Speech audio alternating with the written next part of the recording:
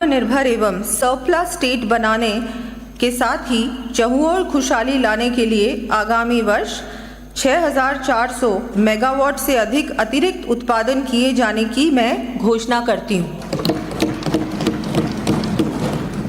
इसके साथ ही आगामी वर्ष 5,700 मेगावाट ऊर्जा उत्पादन के कार्य हाथ में लिए जाने भी प्रस्तावित हैं। साथ ही प्रदेशवासियों को बिजली की सुचारू उपलब्धता सुनिश्चित करने के लिए रबी 2025 हेतु विद्युत वितरण के पीक सप्लाई में वृद्धि कर 20,700 मेगावाट बिजली सप्लाई की जानी प्रस्तावित करती हूँ। आगामी वर्ष 50,000 नए कृषि तथा 5 लाख डोमेस्टिक कनेक्शंस दिए जाने की मैं घोषणा करती हूँ। इसके साथ ही अधिक दर पर अन्य राज्यों के साथ बैंकिंग करने की व्यवस्था को मैं समाप्त किए जाना प्रस्तावित करती हूँ।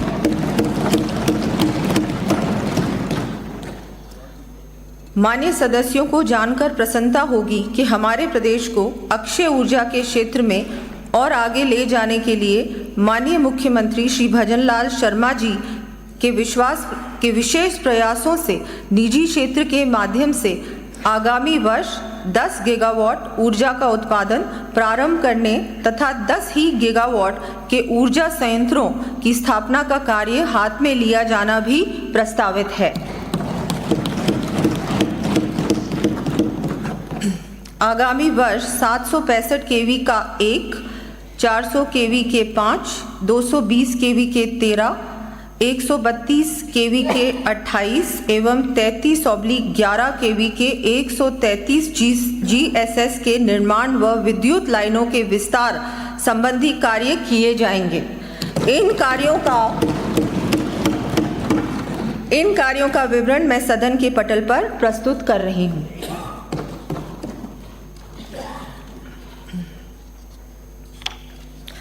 हमारा ध्येय निःशुल्क घरेलू बिजली योजना में लाभार्थी परिवारों को और अधिक लाभ देने के साथ ही प्रदेश पर सतत रूप से आने वाले वित्तीय भार पर नियंत्रण करना भी है।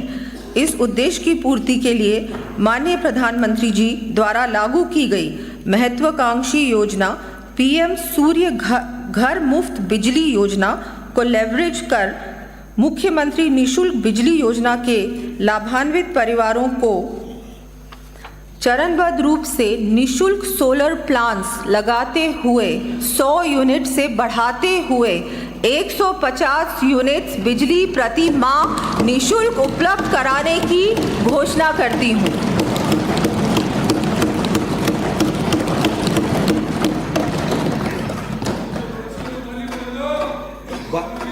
बातचीत नहीं बीच में। हाँ बैठिए। माननीय सदस्य नो भाई, दोनों ओर से कोई नहीं बोलेगा। इस क्रम में जिन अल्प आय वर्ग के परिवारों के घरों पर सोलर प्लांट हेतु पर्याप्त स्थान उपलब्ध नहीं है, उनके लिए भी सामुदायिक सोलर प्लांट स्थापित किए जाने प्रस्तावित हैं।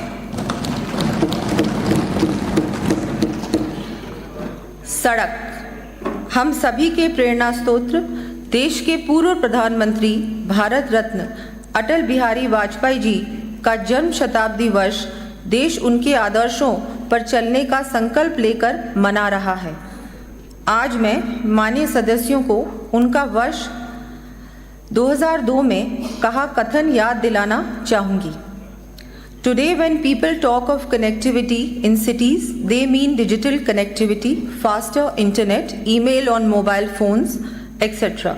In contrast, in many villages, connectivity still means having a good all-weather road that will help the villagers to take their goods to the nearest market or take the patients in their midst to the nearest hospital. अर्थात आज शहरों में जब लोग connectivity की बात करते हैं तो उनका मतलब होता है डिजिटल कनेक्टिविटी, तेज इंटरनेट, मोबाइल फोन पर ईमेल आदि। इसके विपरीत गांवों में कनेक्टिविटी का मतलब अभी भी अच्छी सड़कों से है, जो ग्रामीणों को उनके द्वारा बनाए गए उत्पादों को पास के बाजार में ले जाने तथा मरीजों को पास के अस्पताल में ले जाने में सहायक होती हैं। उक्त कथन की सामयिकता से आज भी हम सभी सहमत होंगे। इसी क्रम में आगामी वर्ष state highways, bypass roads, flyovers, elevated roads, ROBs व आरयूबीज, ब्रिजेस आदि के निर्माण, रिपेयर तथा उन्नयन के कार्य 5,000 करोड़ से अधिक की लागत से हाथ में लिए जाने की मैं घोषणा करती हूँ। इन कार्यों की सूची मैं सदन के पटल पर प्रस्तुत कर रही हूँ।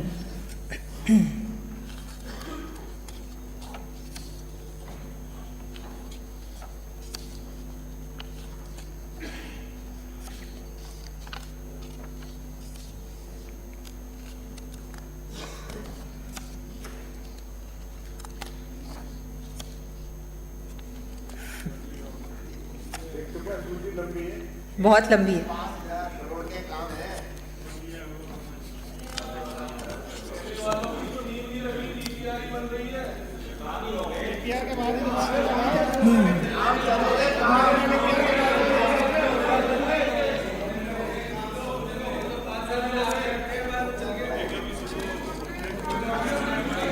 बहुत लंबी सूची अध्यक्ष महोदय, एक बार पेज तो पलटूं। बहुत सारी सड़कें हैं सभी के लिए।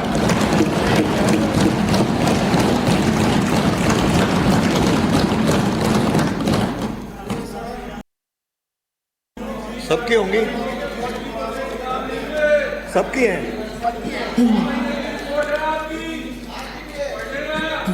आगामी वर्ष प्रदेश में अर्थव्यवस्था की जीवन धारा के रूप में 2,750 किलोमीटर से अधिक लंबाई के 9 ग्रीनफील्ड एक्सप्रेसवेज के कार्य लगभग 60,000 करोड़ रुपए की लागत से हाइब्रिड एन्युटी मॉडल बीओटी पर हाथ में लिए जाने की मैं घोषणा करती हूँ।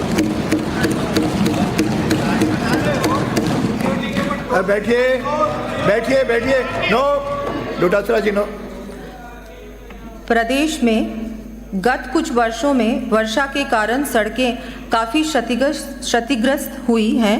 अतः एग्जिस्टिंग रोड नेटवर्क की स्थिति को पुनः सुधारने की दृष्टि से लगभग 21,000 किलोमीटर नॉन पैचेबल सड़कों के कार्य 6,000 करोड़ रुपए की लागत से चरणबद्ध रूप से किए जाने प्रस्तावित हैं।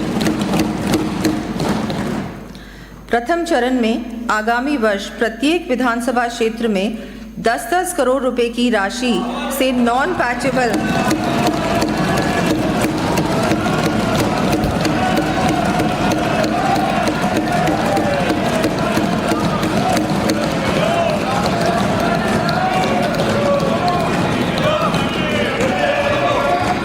प्रथम चरण में आगामी वर्ष प्रत्येक विधानसभा क्षेत्र में 10-10 करोड़ रुपए की राशि से नॉन पैचेबल सड़कों के कार्य करवाए जाने की मैं घोषणा करती हूँ।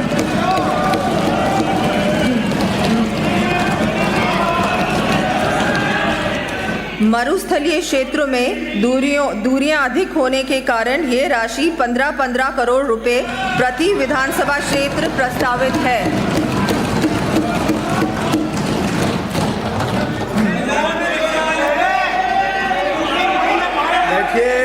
बैठिए। माननीय सदस्य, आप खड़े होंगे तो फिर ये भी खड़े होंगे, फिर मुझे मत कहना कोई खड़ा नहीं हो।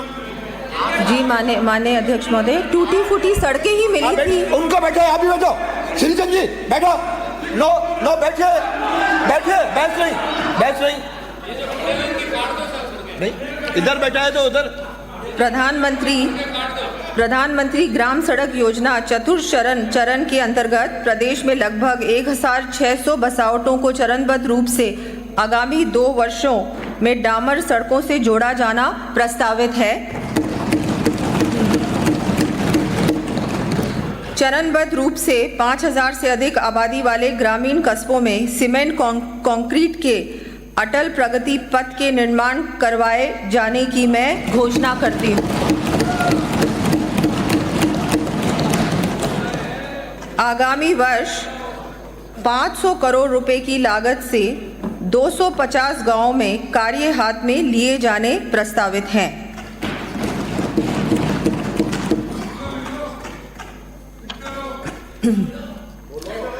प्रदेश के प्रमुख शहरों में हेवी ट्रैफिक के बढ़ते दबाव से राहत दिलाते हुए सड़क सुरक्षा तथा सुचारू आवागमन सुनिश्चित करने की दृष्टि से प्रथम चरण में बालोतरा, जैसलमेर, जालोर, सीकर, झालावाड़, डूंगरपुर, बांसवाड़ा, डीग सहित 15 शहरों में रिंग रोड्स के निर्माण का कार्य हाथ में लिया जाना प्रस्तावित करती हूँ। इस हेतु डीपीआर बनाने के लिए 50 करोड़ रुपए का प्रावधान किया जाएगा। जयपुर, जोधपुर, कोटा एवं अजमेर की विभिन्न सेक्टर रोड के 575 करोड़ रुपए की लागत के कार्य हाथ में लिए जाने भी प्रस्तावित हैं। जयपुर शहर के ट्रैफिक की स्थिति में सुधार करने की दृष्टि से 250 करोड़ रुपए के विभिन्न आवश्यक कार्य करवाए जाने की घोषणा करती हूँ। साथ ही बस रैपिड ट्रांजिट सिस्टम BRTS हेतु बनाए गए कॉरिडोर को अनुपयोगी व आवागमन में बाधक डिजाइन के कारण हटाया जाना प्रस्तावित है।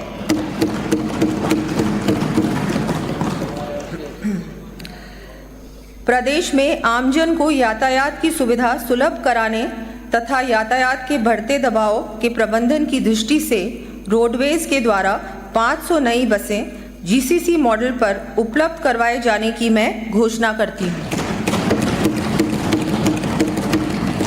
साथ ही शहरी क्षेत्रों हेतु भी 500 बसें राजकीय शहरी ट्रांसपोर्ट कॉरपोरेशन के माध्यम से GCC मॉडल पर उपलब्ध करवाया जाना प्रस्तावित है।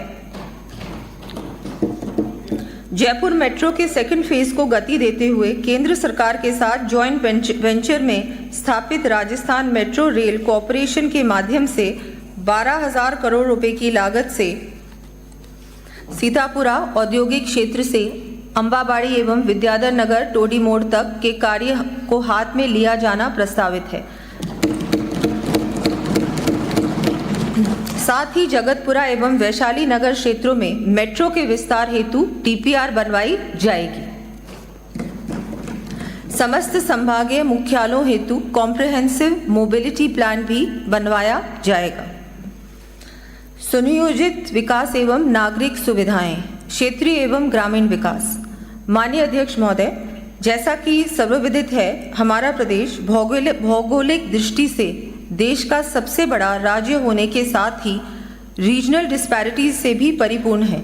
इस कारण हम प्रदेश के कोने कोने में निवास करने वाले परिवारों की क्वालिटी ऑफ लाइफ इंप्रूव करने के लिए प्रयासरत हैं। इसी क्रम में डॉक्टर श्यामा प्रसाद मुखर्जी जिला उत्थान योजना के साथ साथ 17 दिसंबर 2024 को माननीय मुख्यमंत्री श्री भजनलाल जी शर्मा जी द्वारा प्रत्येक जिले को अलग पहचान दिलाने की दृष्टि से प्रारंभ की गई पंचगौरव योजना को भी गति देने के लिए आगामी वर्ष 550 करोड़ रुपए के कार्य करवाए जाना प्रस्तावित करती हूँ।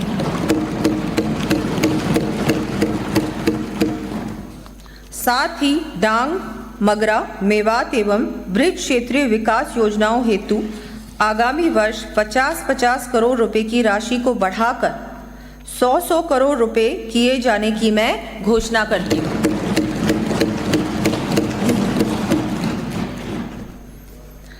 इस क्रम को आगे बढ़ाते हुए आगामी वर्ष से प्रदेश की अंतर्राष्ट्रीय सीमा से निकट निवास करने वाले परिवारों की सुविधाओं के उन्नयन के लिए मुख्यमंत्री थार सीमा क्षेत्र विकास कार्यक्रम प्रारंभ करने की घोषणा करती हूँ। इस हेतु 150 करोड़ रुपए का फंड स्थापित किया जाना प्रस्तावित है। प्रदेश में अनुसूचित जनजाति तथा अनुसूचित जाति कल्याण के साथ ही विशेष रूप से जनजातीय उपयोजना क्षेत्र तथा अनुसूचित जाति की बसावटों के निवासियों को आधारभूत सुविधाएं उपलब्ध कराने की दृष्टि से SC, SP एवं TSP फंड्स की राशि को आगामी वर्ष बढ़ाते हुए 1,750 करोड़ रुपए की जाने की मैं घोषणा करती हूँ।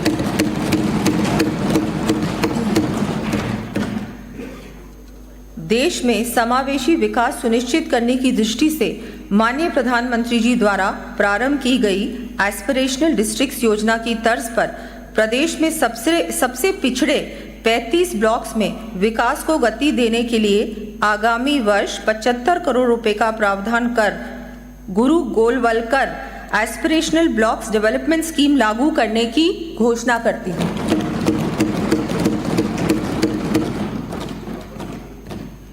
ग्रामीण क्षेत्रों में निवासरत परिवारों को लाइवलीहुड हेतु संबल देने की दृष्टि से आगामी वर्ष महात्मा गांधी नरेगा योजना अंतर्गत 3,400 लाख मानव दिवसों का सृजन करना प्रस्तावित है।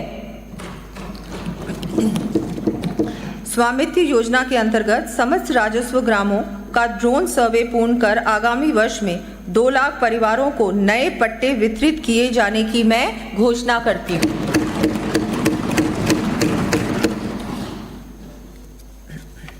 प्रदेश के सुनियोजित विकास एवं सिविक एमेनिटीज यथा पार्किंग, रेनोवेशन, रेजिडेंशियल फ्लैट्स, बस स्टैंड्स आदि के विस्तार एवं उन्नयन हेतु विभिन्न कार्य 780 करोड़ रुपए से अधिक की लागत से करवाए जाएंगे। इन कार्यों की सूची में सदन के पटल पर प्रस्तुत कर रही हूँ।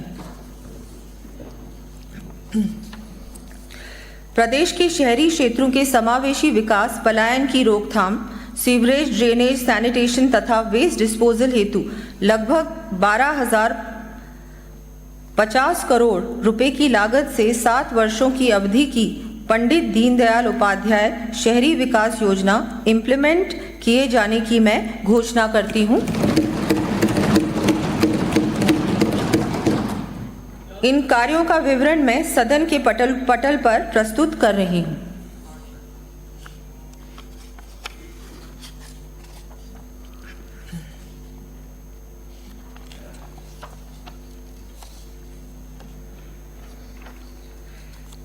नवगठित नगरीय निकायों सहित अन्य क्षेत्रों में आगामी वर्ष महिलाओं के लिए 500 पिंक टॉयलेट्स का 175 करोड़ रुपए की लागत से निर्माण करवाया जाना प्रस्तावित है।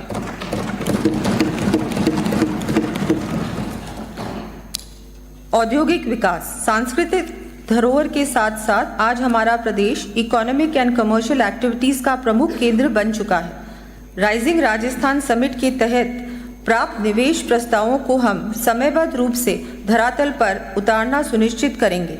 इस दिशा में इन्वेस्टमेंट फैसिलिटेशन हेतु स्थापित single window one stop shop का सुदृढ़ीकरण करते हुए वर्तमान में उपलब्ध विभिन्न विभागों द्वारा प्रदत्त ऑनलाइन परमिशंस की संख्या को बढ़ाकर 149 करने की मैं घोषणा करती हूँ। इस सिंगल विंडो की यूटिलिटी तथा एफिशिएंसी में वृद्धि की दृष्टि से विभागों हेतु कंपेटिटिव इंडेक्स जारी किया जाना प्रस्तावित है। राइजिंग राजस्थान के अंतर्गत हस्ताक्षरित एमओयूज के क्रियान्वयन को गति देने के लिए इफेक्टिव कोऑर्डिनेशन हैंड होल्डिंग के लिए पीएमयू का गठन किया जाना भी प्रस्तावित है। निवेशकों को समयबद्ध रूप से अपना संस्थान स्थापित करने में सहयोग देने की दृष्टि से बिचून, जयपुर, भिवाड़ी, खैरतल, तिजारा के औद्योगिक क्षेत्रों में फ्लैटेड फैक्ट्री की व्यवस्था लागू की जाएगी। इसके साथ ही प्लग एंड प्ले मॉडल पर भी औद्योगिक क्षेत्र विकसित किए जाएंगे। प्रदेश में रोजगार के अधिकाधिक अवसरों का सृजन करने के साथ ही सर्विस सेक्टर में निवेश बढ़ाने के उद्देश्य से ग्लोबल कैपेसिटी सेंटर पॉलिसी लाया जाना भी प्रस्तावित है। औद्योगिक निवेश के साथ साथ राज्य में ट्रेडिंग सेक्टर के विकास एवं संवर्धन हेतु राजस्थान ट्रेड प्रमोशन पॉलिसी भी लाई जाएगी। प्रदेश में उद्यमियों एवं निवेशकों के लिए बेहतर औद्योगिक वातावरण तैयार किए जाने तथा औद्योगिकरण की गति को तीव्र करने के लिए औद्योगिक पार्क व क्षेत्रों की स्थापना सहित अन्य आधारभूत कार्य करवाए जाएंगे। इन कार्यों का विवरण मैं सदन के पटल पर रख रही हूं। प्रदेश में नए निवेश को आकर्षित करने के साथ ही वर्तमान में स्थापित उद्योगों की समस्याओं का त्वरित समाधान करना भी हमारे लिए प्राथमिकता है। इस क्रम में पूर्व से स्थापित इंडस्ट्रियल एरियाज में आधारभूत संरचना उन्नयन के लिए 150 करोड़ रुपए का व्यय किए जाने की मैं घोषणा करती हूँ। प्राइवेट इंडस्ट्रियल पार्क्स एस्टेट्स में भी CETP स्थापित करने हेतु सहायता प्रदान की जाएगी। प्रदेश में आधारभूत संरचना के उन्नयन के साथ ही अर्थव्यवस्था की अधिक वृद्धि सुनिश्चित करने के लिए DMIC Delhi Mumbai industrial corridor से लिंक कर दो लॉजिस्टिक्स पार्क स्थापित किए जाना प्रस्तावित करती हूँ। साथ ही लॉजिस्टिक कॉस्ट में कमी लाकर समुचित प्लानिंग हो सके, इस दृष्टि से PM गति शक्ति अपडेशन सिस्टम बनाया जाएगा। पर्यटन, कला एवं संस्कृति। प्रदेश में पर्यटन की अपार संभावनाओं को देखते हुए पर्यटन क्षेत्र का विकास करने की दृष्टि से जहां एक ओर हमने Rajasthan tourism infrastructure and capacity building fund से 750 करोड़ रुपए से अधिक राशि के आधारभूत संरचना संबंधी कार्य साथ में लिए हैं, वहीं प्रदेश को ग्लोबल सेंटर स्टेज पर लाने के लिए देश विदेश में ट्रैवल बाजार, कल्चरल प्रोग्राम्स, राजस्थान कॉलिंग जैसे इवेंट्स, रोड शोज भी किए हैं। इसी कड़ी में 8 व 9 मार्च 2025 को प्रथम बार आईफा अवार्ड्स का आयोजन गुलाबी नगरी जयपुर में होने जा रहा है।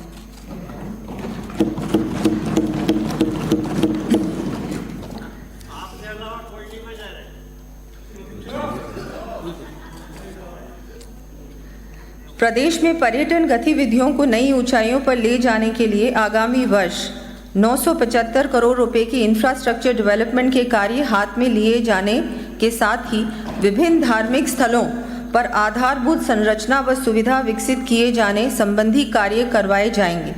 इन कार्यों की सूची मैं सदन के पटल पर प्रस्तुत कर रही हूँ।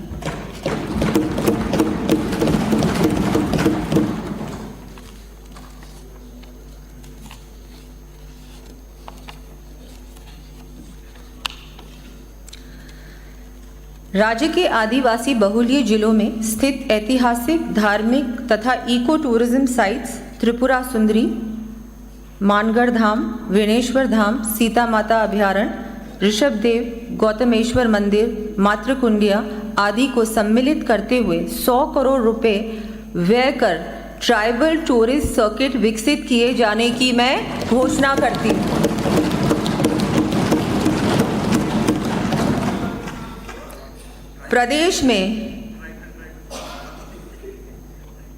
प्रदेश में रूरल टूरिज्म को बढ़ावा देने के लिए बरौली धाव, कामा, डीग, देवमाली ब्यावर, पिपलांत्री राजसमंद, महनसर झुंझुनू, भूरी पहाड़ी रणथंभौर सवाई माधोपुर, केमला इंदरगढ़ बूंदी, रूसी रानी दबकन अलवर, आभानेरी दौसा, शेरगढ़ बारा एवं लापोड़िया मालपुरा टोंक को विकसित किया जाएगा। इस हेतु 20 करोड़ रुपए व्यय किए जाएंगे। वीर सैनिकों के शौर्य के प्रतीक के रूप में स्थापित वॉर म्यूजियम जैसलमेर में आधारभूत संरचना एवं सुविधाएं विकसित किए जाने संबंधी कार्य करवाए जाएंगे। प्रदेश के वरिष्ठ नागरिकों के स्वास्थ्य एवं अतिरिक्त सुविधा की दृष्टि से वरिष्ठ नागरिक तीर्थ यात्रा योजना के अंतर्गत आगामी वर्ष 6,000 वरिष्ठजन को हवाई मार्ग से यात्रा के अतिरिक्त 50,000 वरिष्ठजन को सामान्य श्रेणी स्लीपर के स्थान पर AC ट्रेन से तीर्थ यात्रा करवाए जाने की घोषणा करती हूँ।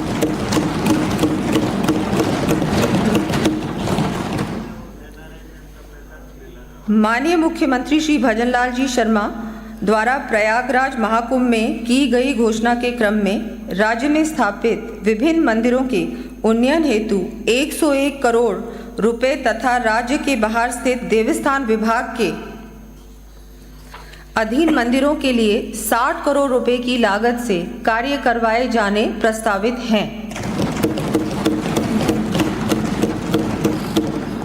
तथा मंदिरों में भोग की राशि को बढ़ाया जाकर 3,000 रुपये प्रतिमाह एवं पुजारियों के मानदेय को बढ़ाया जाकर 7,500 रुपये प्रतिमाह किया जाना भी प्रस्तावित है।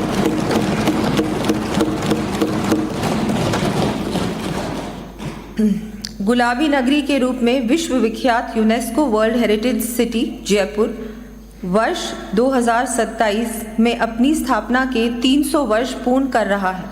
इस ऐतिहासिक अवसर के दृष्टिगत जयपुर निवासियों एवं पर्यटकों को यहाँ की धरोहर, कला एवं संस्कृति से परिचित करवाने के लिए वर्ष पर्यंत विभिन्न सांस्कृतिक कार्यक्रमों के लिए जयपुर के आराध्य के नाम पर गोविंद देव जी कला महोत्सव के आयोजन की घोषणा करती हूँ।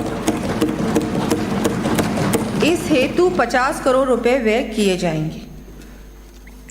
प्रदेश में पर्यटकों को इंट्रा स्टेट ट्रैवल सुविधा के साथ ही सिटी टूर्स की व्यवस्था उपलब्ध करवाई जाएगी। इन कार्यों का विवरण मैं सदन के पटल पर प्रस्तुत कर रही हूँ।